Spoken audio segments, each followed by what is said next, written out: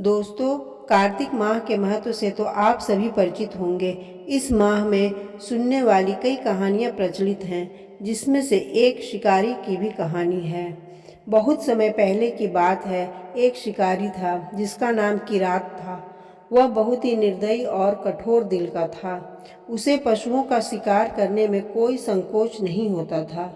एक दिन वह शिकार की तलाश में जंगल में घूम रहा था। दिन भर घूमने के बाद भी उसे कोई शिकार नहीं मिला। वह काफ़ी थक चुका था।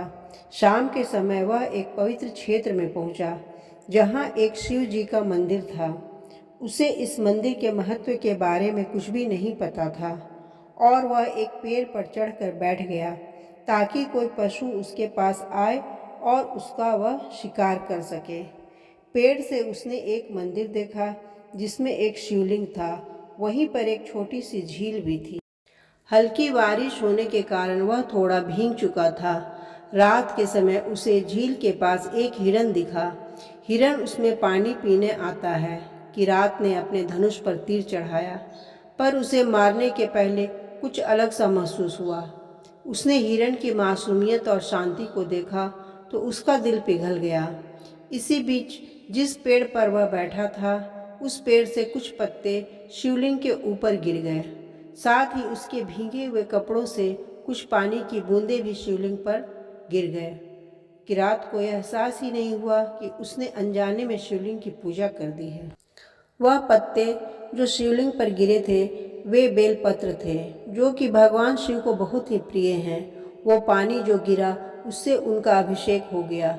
यह सब अनजाने में हुआ, पर शिव जी उस पर बहुत प्रसन्न हुए।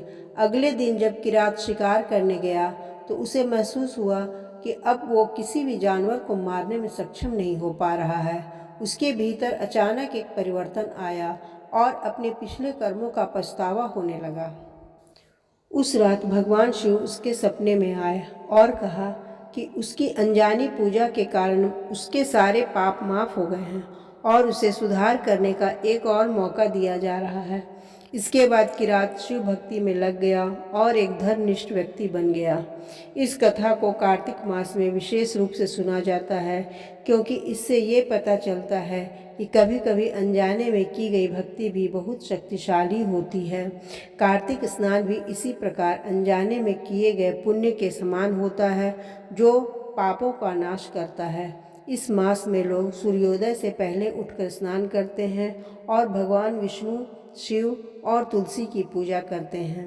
दोस्तों, यह वीडियो पसंद आई हो तो लाइक, शेयर और सब्सक्राइब करें और अपनी कीमती राय भी दें।